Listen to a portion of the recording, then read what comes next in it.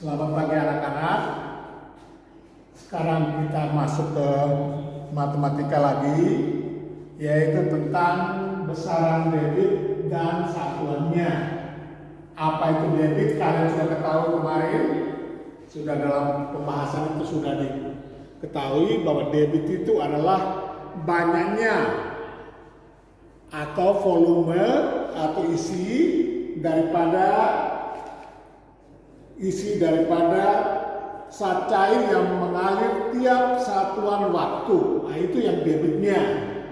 Lalu bagaimana caranya itu? Kita menggunakan ukuran tangganya itu yang sudah kalian pelajari yang lalu, yaitu mengenai kilometer kubik, desimeter kubik dan sebagainya sampai dengan milimeter kubik. Nah, itu sudah kalian pelajari. Sekarang kita masuk kepada berikutnya, yaitu mengenai bagaimana cara menghitung debit. Yaitu satuan volume biasanya digunakan untuk mengukur benda-benda cair. Mister ulangi, satuan volume biasanya digunakan untuk mengukur benda-benda cair. Banyaknya zat cair disebut volume. Maka debit itu sendiri sudah Bapak katakan tadi, yaitu bahwa banyaknya volume atau isi daripada zat cair dalam satu waktu. Makanya banyaknya zat cair itu disebut volume dan dinyatakan dalam satuannya yaitu liter, mililiter, sentimeter kubik, disingkat cc. Atau persamaannya adalah sentimeter kubik dan meter kubik. Nah, itu yang digunakan, yang biasa digunakan. Sekarang kita lihat satuan waktu yang dimaksud adalah, kalau satuan waktunya adalah detik, menit atau jam. Ini yang digunakan. Sekarang kita lihat hubungan debit, volume dan waktu dengan menggunakan rumus ini. Bagaimana hubungannya? Yaitu kalau ditanyakan mengenai debit, berarti rumusnya yaitu debit sama dengan volume per waktu. Kalau ditanyakan debit dalam soalnya itu.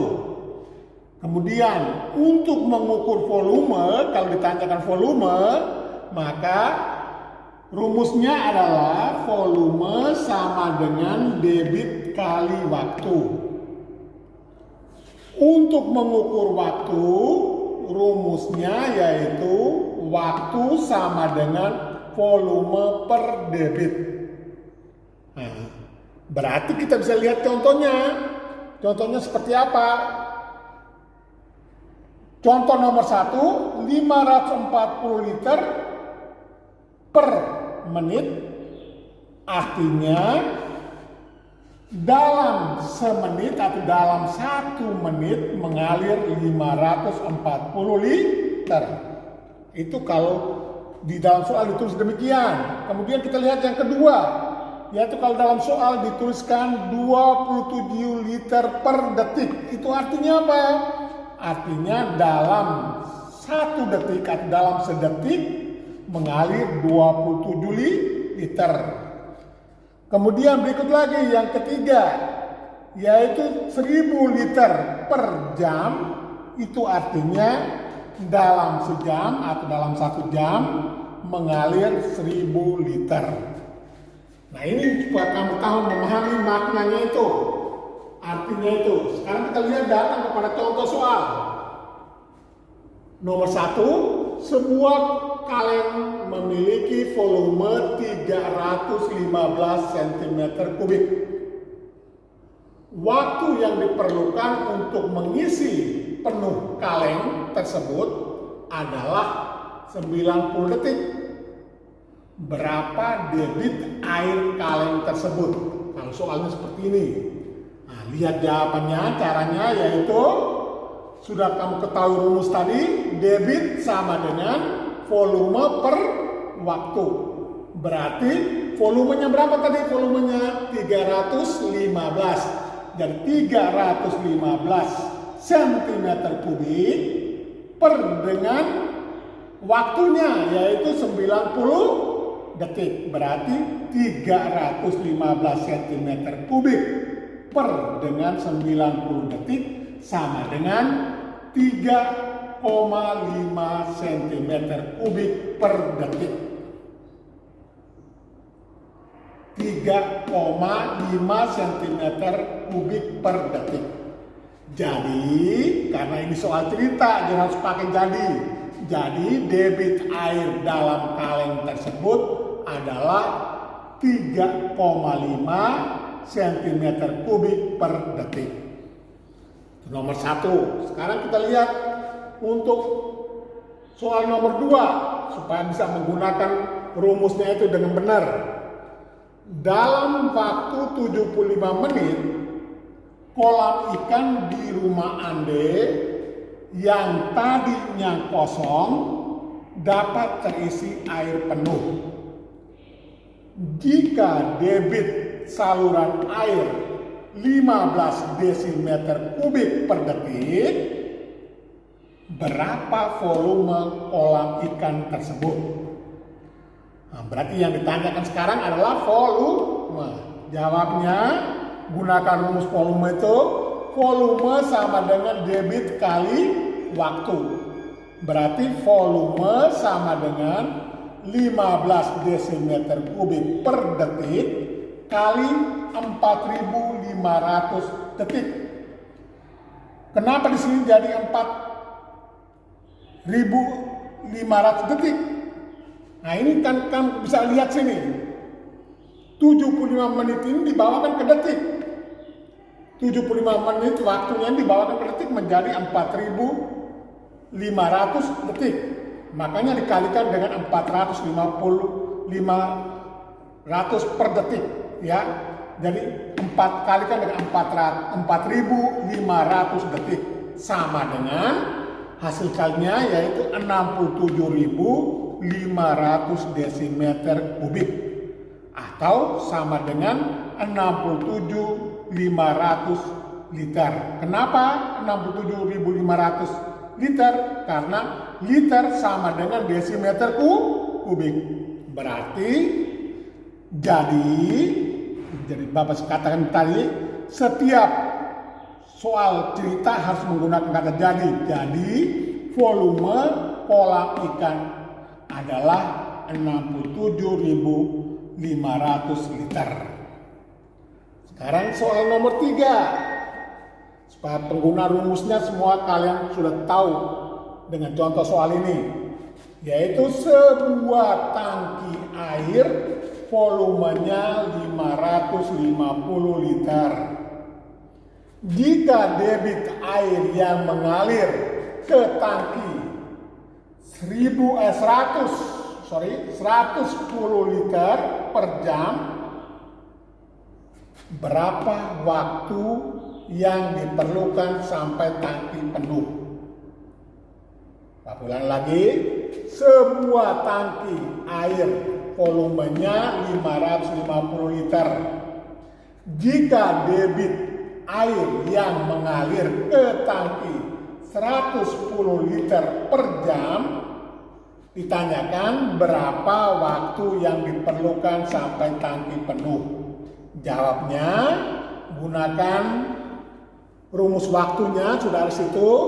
Waktu sama dengan volume per debit, berarti sama dengan 550 liter per 110 liter kali 1 jam, karena di tangki 110 liter per jam berkali dengan 1 jam sama dengan 5 jam. Jadi waktu yang diperlukan sampai tangki penuh adalah 5 jam. Nah, ini gambarannya dalam dalam mengerjakan soal-soal yang diberikan berhubungan dengan debit, volume, dan waktu. Nah, itu kalian bisa menggunakan rumus-rumus yang ada ini. Kalau dengan menggunakan rumus yang ada, berarti kalian sudah bisa menyelesaikan soal dengan baik.